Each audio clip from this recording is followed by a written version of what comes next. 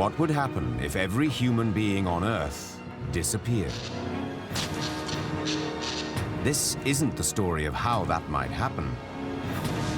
It's the story of what happens to the world we leave behind.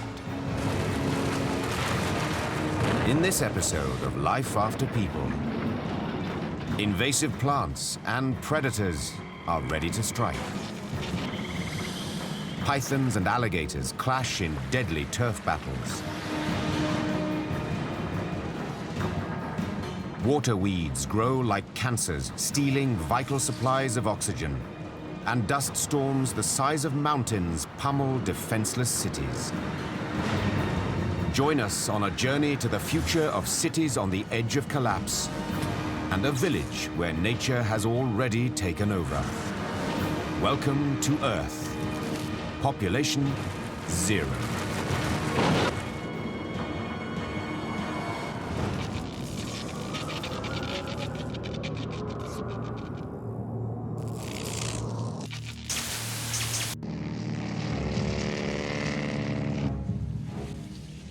Humans have always battled invaders from nature, keeping thousands of invasive plants and animals at bay.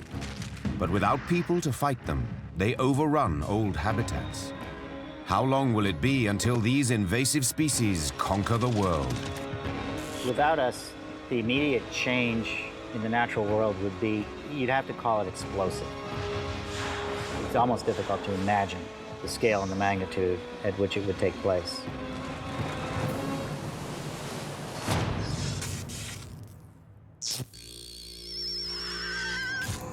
One day after people, the invaders are on the move. In the 2,500 square miles of marshes and swamps that make up Florida's Everglades, the ancient domain of the alligators is being attacked by other cold-blooded giants, Burmese pythons. In 2008, more than 300 pythons were captured in the Everglades, just a small fraction of the estimated 30,000 believed to be slithering through the swamps. Burmese pythons were first brought to Florida as exotic pets, but many were set loose by owners who could no longer control the rapidly growing snakes. You start off feeding them mice, then rats, then rabbits, and then you have to figure out what you want to feed them. 5 or 6 rabbits, or where do you get food for your snake? The flesh-eating invaders, some as long as 25 feet, steal prey from the native alligators. In the time of humans, teams of government trappers would catch and remove them. Without people, there will be no check. With no humans to control their spread, can anything stop the pythons?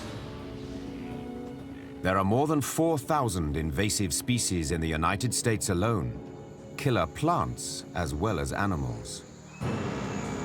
An invasive species is an organism, whether it's a plant or an animal, that comes from another region, usually another continent, and they have no natural predators, competitors, or parasites in the new habitat that they occupy.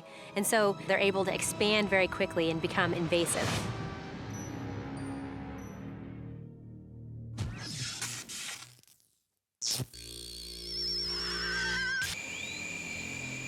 Just 1 week after people, rivers and lakes from Florida to Texas are dying as invasive weeds from South America multiply with no humans to clear them away. One plant, the water hyacinth, is a pretty purple flower with a dark side. It sucks the oxygen out of the water, which doesn't allow native species, especially fish, to survive and thrive. So it could double its population in any given habitat in a week to 2 weeks. Only people could control their spread. Now the invasive species are winning the battle by forfeit. Some of the most aggressive invaders are also the smallest. 400,000 species of microscopic bacteria and mold spores attack everything that was once alive.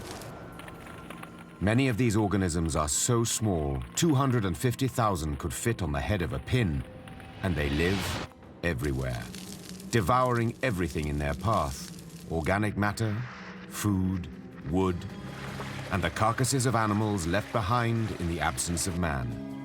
Predators of the dead, large and small, are feasting. Usually the first insects that'll be attracted to the body within a matter of minutes are flies. So they can smell dead body from miles away. After a few days, then you start having other insects that are more carnivorous. Other vermin attack living animals, including millions of dogs who depended on humans to keep them healthy and who now must fend for themselves. Some breeds fare better than others.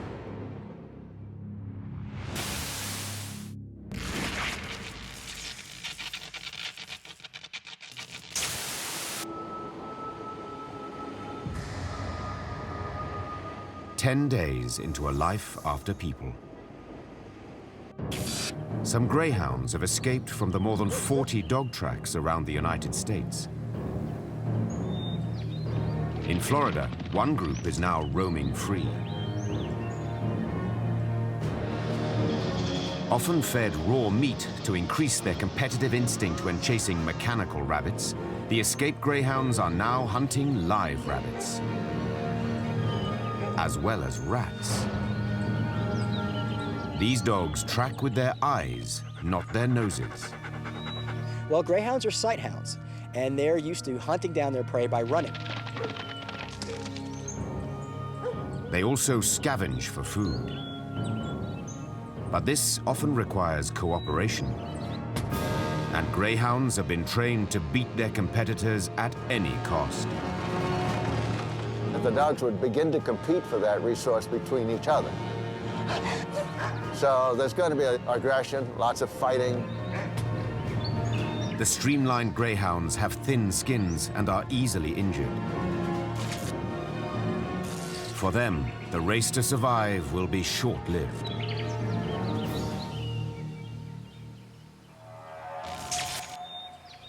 While greyhounds clash in Florida, tiny invaders are attacking New York. The Asian longhorn beetle arrived in New York from China in the mid-1990s, probably stowed away in some cargo. They quickly started chomping on the trees of New York City, requiring a massive eradication effort. They've got the beetle cornered, they've got it down on its last of its 6 legs, but if people suddenly disappeared, that beetle would again begin to spread. And of the 5 million trees presently in New York City, 2.4 million of them are susceptible to the Asian longhorn beetle. The larvae of these 1.5-inch-long insects are miniature biofuel factories. Fungus in their gut somehow helps them convert wood into energy. This is so unique that scientists have studied them to discover how we might derive ethanol from trees.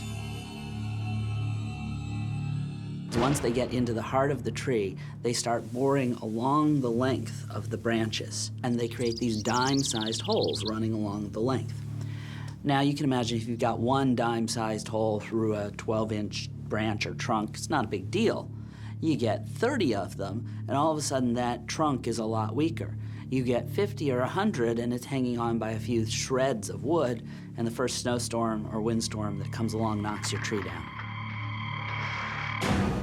Invasive species and extreme forces are beginning to reshape cities around the world. From India to China, from the beaches of Miami to the outer reaches of the Florida Keys, and right over the Grand Canyon. And across the desert, Phoenix, Arizona will face a cascading series of disasters.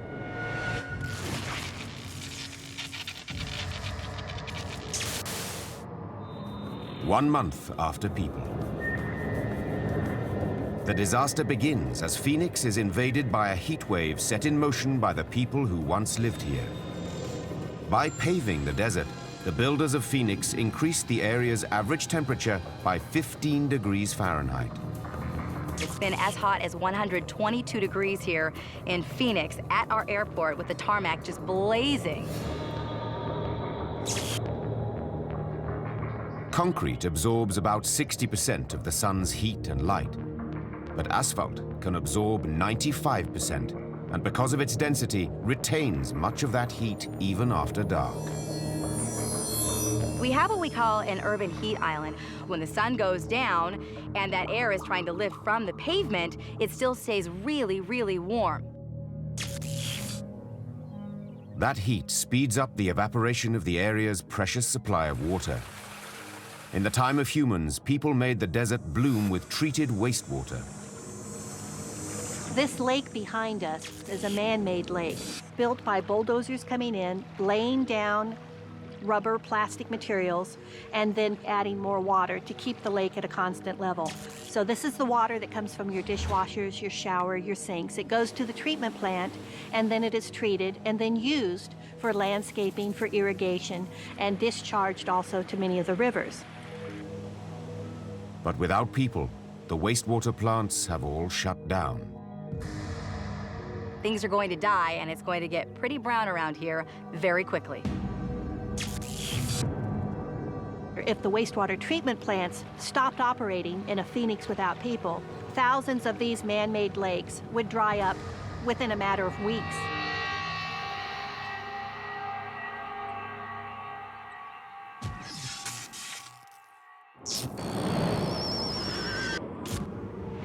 Six months after people.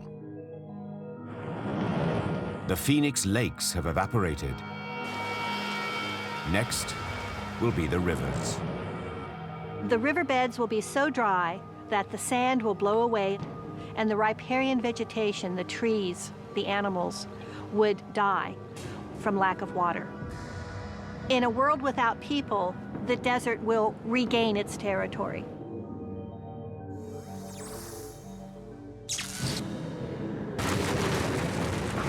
As Arizona dries up, water floods other cities and undermines great towers. While elsewhere, alligators fight to defend their territory from the invading pythons. What will happen when these monsters clash?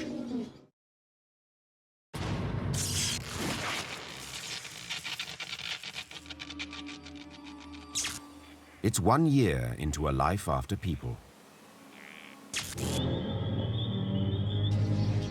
Alligators still rule the Everglades. But the invasion of Burmese pythons is heating up, and pythons have the advantage of size. The pythons can get very large, 25 feet in length. They eat just about anything they can catch. Anything includes alligators. In 2005, researchers in the Everglades discovered the aftermath of a grisly attack in which an 8-foot alligator had been devoured by a 14-foot Burmese python. That says something. If this python is so hungry that it's going to eat an 8-foot alligator, only 6 feet less than its length, then it's pretty hungry. But alligators don't give up without a fight. What happened in that image was the alligator was eaten. It was such a huge and uncharacteristically large meal. This python couldn't move after he ate it. And another alligator came along and bit a hole in the python. A year after people, the 500,000 native alligators still outnumber the 30,000 invasive pythons, but they will not do so forever. Eventually, the pythons will outgrow the alligator and become our top predator. All around the world, invasive predators and extreme forces are transforming our cities. In Shanghai, the Oriental Pearl Tower rises 1,535 feet into the sky along the Huangpu River. The third tallest TV and radio tower in the world, it also housed a hotel, a shopping mall, and a revolving restaurant. In the time of humans, more than 3,000 high-rises were built in Shanghai in less than 20 years. By 2003, the weight of the buildings was making Shanghai sink by more than ½ an inch a year. In a life after people, an invasion of water from the river may be the tower's greatest threat.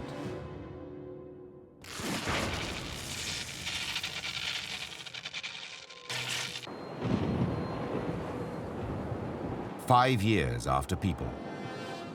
Like Shanghai, Miami's fate is tied to an invasion of water. Beneath the waves that are eating away at Miami's coastline, dolphins that once swam among humans will learn to use remnants of human civilization in their new lives. Dolphins have used human debris that they find to go fishing through the bottom mud looking for crustaceans. They may use our debris as tools, but will their experience with humans live on in other ways?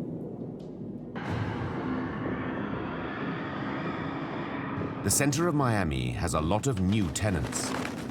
Birds have taken over apartment buildings, seeking secure places to lay their eggs. Chimpanzees have escaped from a local zoo and have followed the birds into the tower, where they feast on their eggs. Setting the stage for a startling evolutionary breakthrough. While most chimpanzees greedily eat every egg, a few take a more long-term approach.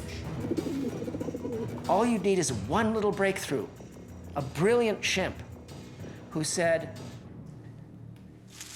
let's let the birds keep one set of eggs. By doing this, the chimps ensure that new generations of birds will hatch to continue supplying them with eggs. The chimps also protect their birds from the feral cats that hunt in the building's hallways. If they passed on that trait of defending the towers and protecting the birds and only taking as much as they needed while letting the birds thrive, then this tribe might start down a road that could rapidly evolve. And so apes take the first steps towards animal husbandry, one of the basic aspects of human civilization, and a keystone to the development of higher intelligence.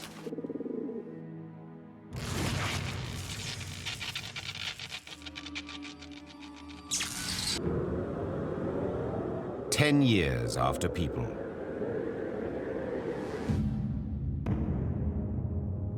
Phoenix is bone dry, and the surrounding desert threatens to wipe it off the map. This may have happened before, leading to the end of another civilization.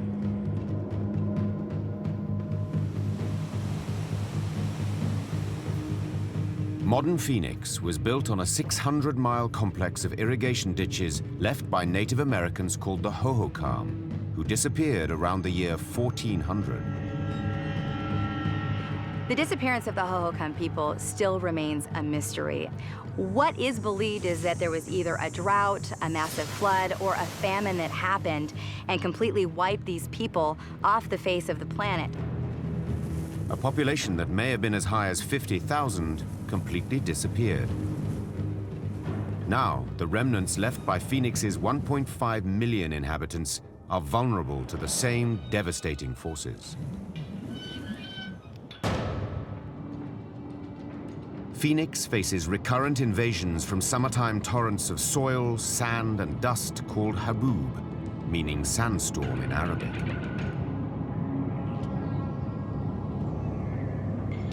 A huge dust storm, like what you only see in the movies, but it happens here in Phoenix. A haboob can be as wide as 60 miles and as tall as 3,500 feet.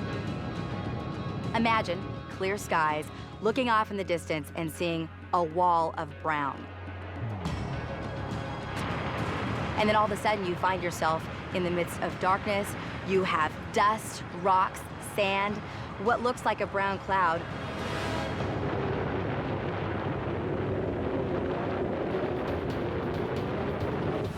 Man-made rivers and irrigation canals have long vanished. Topsoil is dry and loose, adding more dust to the wind and making dust storms in a life after people more lethal than before. Imagine Phoenix without people when one of these dust storms come through. We have these massive buildings in central Phoenix. They stand hundreds of feet tall. The buildings would be blown out by rocks. Acres of dust invade the broken buildings. Office floors become deserts. But they're only dry for a while, because after the dust storms come the monsoon rains. triggered by the heat rising from the Phoenix pavement. When the monsoons come in the summer, it's very dramatic. There's many tornadoes, downdrafts from all these big storms that can rip out all of these trees in a matter of moments. The driving rains, sand and dust fill derelict buildings with mud. In the time of humans, emergency services would have cleared the debris. With people gone, the mud fills the offices of Phoenix's business district, creating another problem. Mud is heavier than soil, and if there's too much mud, the buildings won't survive for much longer.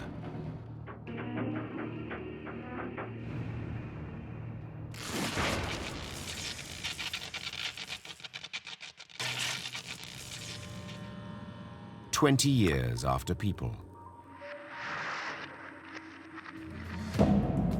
Giant swathes of Miami are being buried by aggressively growing invasive plants. Brazilian pepper was brought in because it's red and green for Christmas time. So it was brought in as an ornamental plant. Unfortunately, the birds like to eat its seeds and disperse it.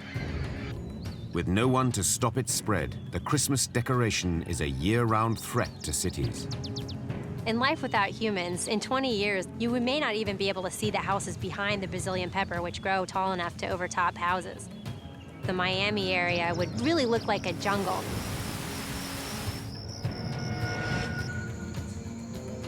The Brazilian pepper is joined in its attack by invading waves of Lygodium, a climbing vine from Australia that can grow to 100 feet.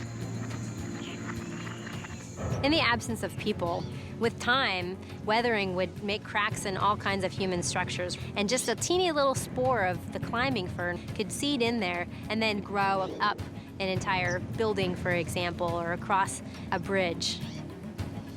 Perhaps 50 years in the absence of humans, you would get entire structures covered by vines. Over time, they'd be pulling buildings and bridges and other human structures down. In a life after people, the invaders are on the march. One village on Earth was abandoned 65 years ago because of an invasion of a different kind.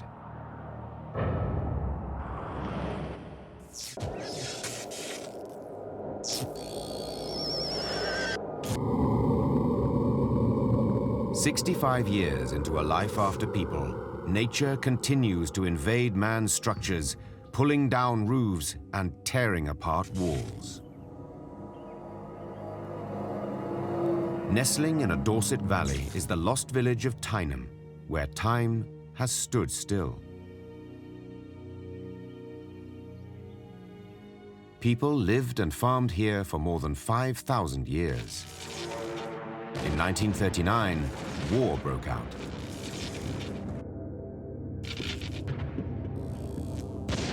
In December 1943, when the War Office needed more land for firing practice, the 252 residents were asked to leave, albeit temporarily, and were told they could return at the end of the war. The farmers basically sold everything and they left, so it was actually really sad. The very, very last person to go out was the lady of the manor, and she pinned a notice onto the church door as she left. We have given up our homes where many of us have lived for generations to help win the war to keep men free. We will return one day, and thank you for treating the village kindly. It was thought that people would be allowed back, but with the onset of the Cold War in the late 40s and 50s, the armies decided to retain the land.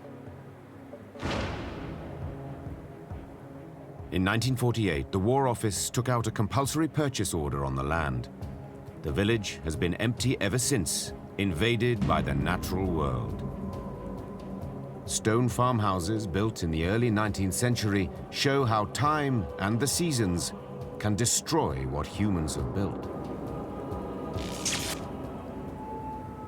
This is a typical English farmhouse that's been abandoned for about 6 decades or so, and the processes of neglect have been allowed to happen.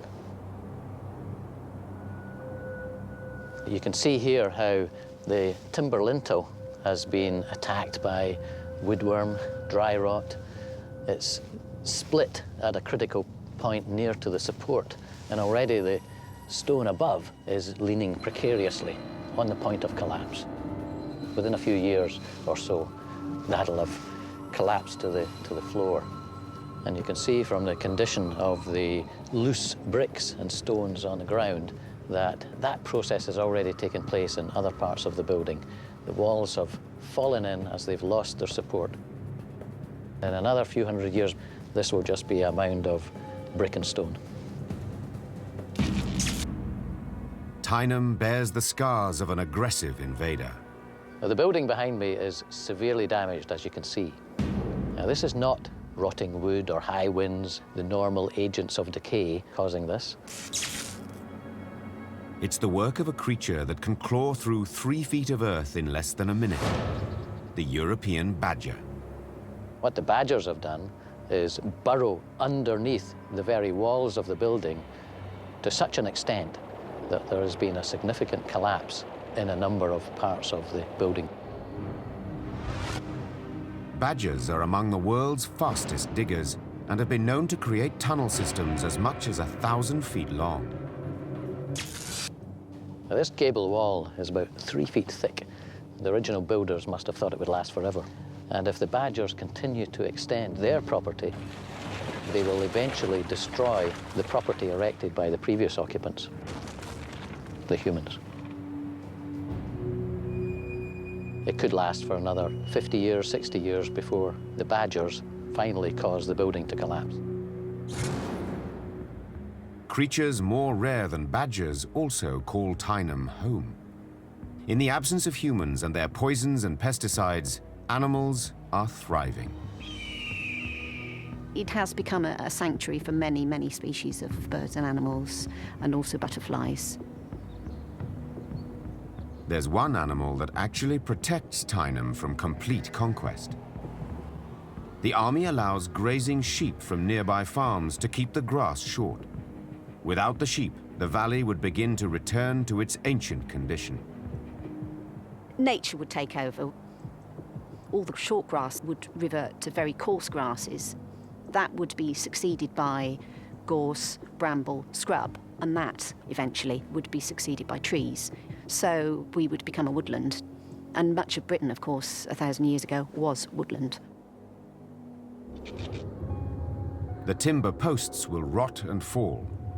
The barbed wire will take hundreds of years to corrode, but eventually the iron and carbon will be reabsorbed into the earth from where they originally came. In several thousand years, geological processes will complete the invasion of Tyneham. Eventually, soil will be blown in, trees will take root, and the only evidence of a former community would be capable of being gained by excavating down to find the remnants of these stone buildings. But otherwise, it will look like native countryside.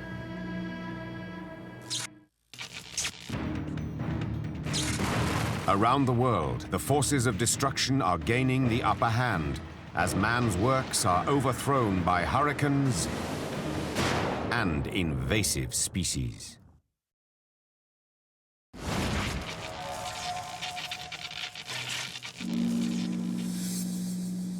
"70 years into a life after people."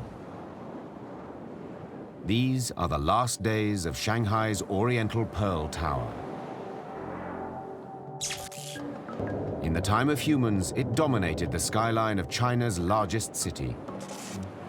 A skyline that has sunk 35 inches under its own weight since man disappeared.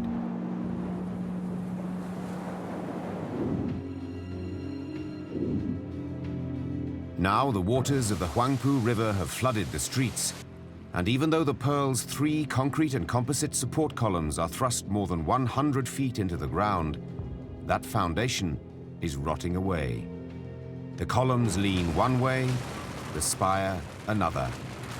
Under the unbearable strain, the former pride of Shanghai cracks and falls.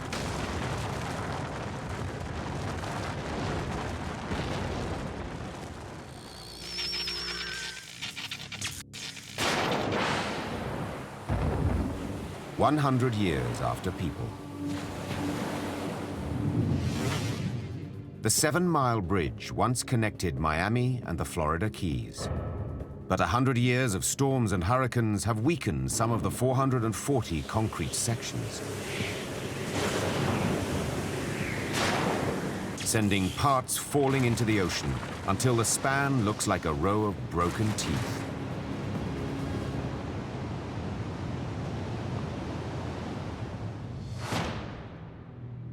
In Phoenix, the 90-square-block business district, once the financial center of Arizona, is a chaos of mud and debris.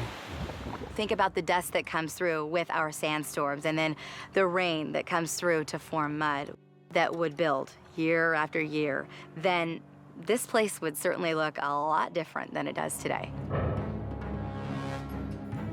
Mud-filled floors crash and tumble, and the piled-up debris collapses the towers from within.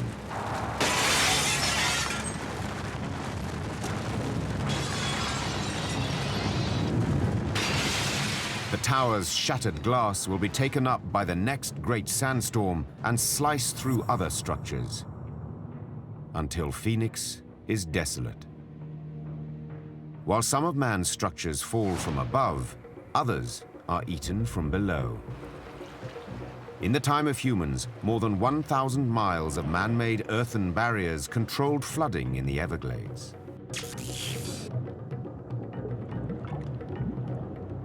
But thousands of sailfin catfish, descendants of pets brought from South America in the 1970s, have invaded the dikes and levees, digging 3-foot-deep burrows to lay their eggs. So you have a dike, and you have the catfish down here. This is this year. That's the next year. That's the next year. And eventually, obviously, the dike can fail. As the barriers break, dry areas become swampland.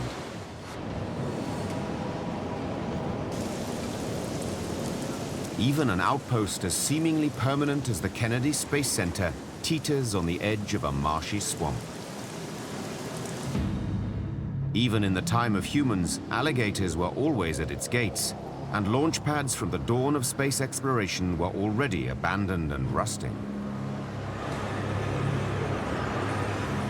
Now, the remaining structures and rockets are the victims of repeated South Florida hurricanes, and the only creatures waiting to launch from here are hungry vultures.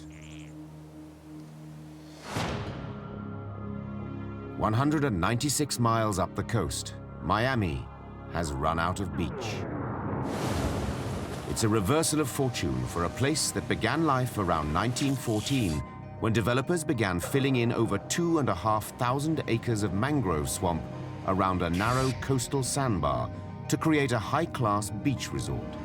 But the creation of Miami Beach contained the seeds of its destruction. As coastal structures are constructed, it interrupts the natural flow of sand along the coastline of South Florida. And it produces a deficit of sand, and that requires extensive replenishment. By the late 20th century, so much of the coast had been eaten away that some hotels lost 80% of their beachfront. In a battle against time and the Atlantic, in the early 1970s, engineers brought in millions of tons of new sand. 1 century after people, the invading ocean is unopposed as it swallows the foundations of once luxurious hotels. You expect after 100 years or longer, those buildings would start to collapse. The former hotels fall into each other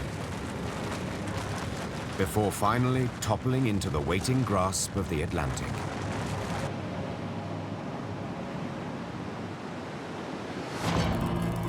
Even greater changes are in store. What does the future hold for man's most gravity-defying and supposedly eternal structures? Which invaders prevail? And what will be man's ultimate legacy?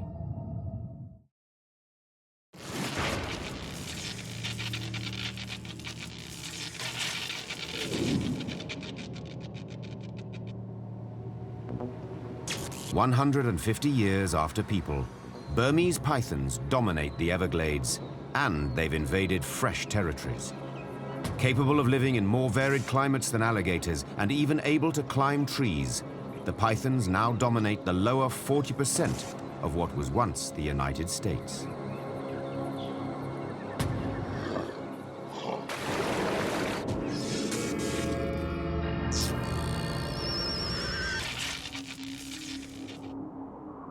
"200 years after people, cities like Phoenix barely exist. Elsewhere in Arizona, some desert structures still stand, but not for long.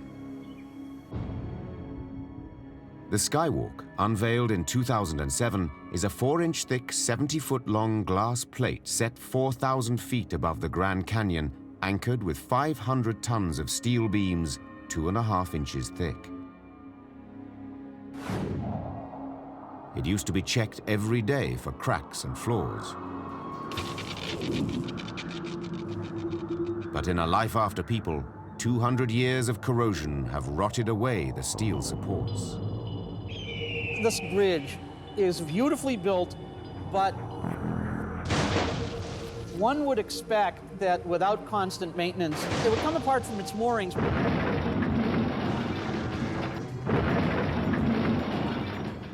It takes the Skywalk only 15 seconds to plummet to the canyon floor.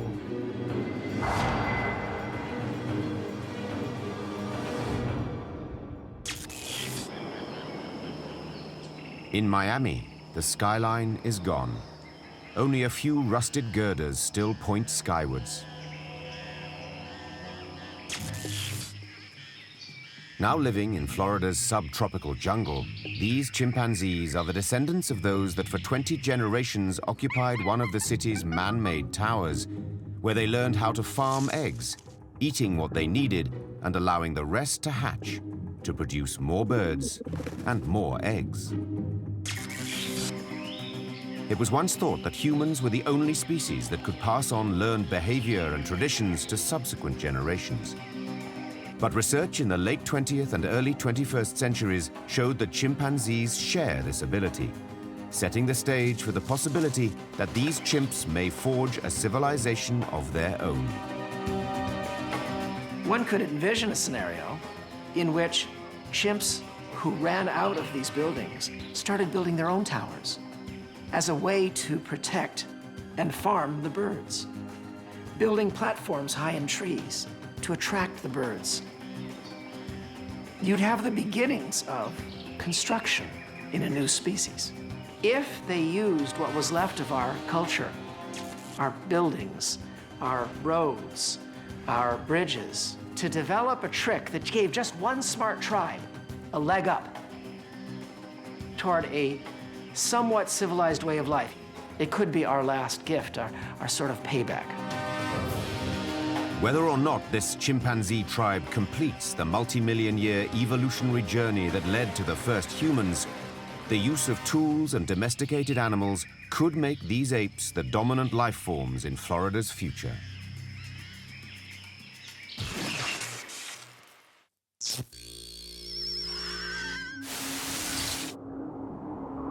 Long after skyscrapers in cities like Shanghai have crumbled, other sites remain. Although it appears eternal, time is running out for the Taj Mahal. This world-famous building in the city of Agra was built in the 17th century by Emperor Shah Jahan in memory of his wife. Although it has marble walls 15 feet thick in places, it stands on clay over India's most dangerous seismic zone. As a giant quake liquefies the clay soil, the minarets fall away and the stone and marble collapse.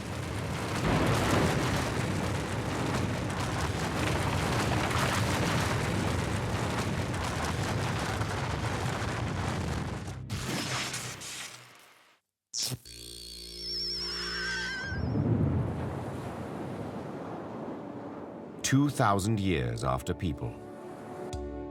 The desert that has buried Phoenix has itself been transformed. 2,000 years of rain and snow have recharged the water table bringing the underground aquifer to the surface and feeding the rivers again. With no humans using the water, Phoenix is a vast savanna, just as it was after the last ice age. It would be a beautiful, lush paradise of wild creatures. They will return and thrive in the desert.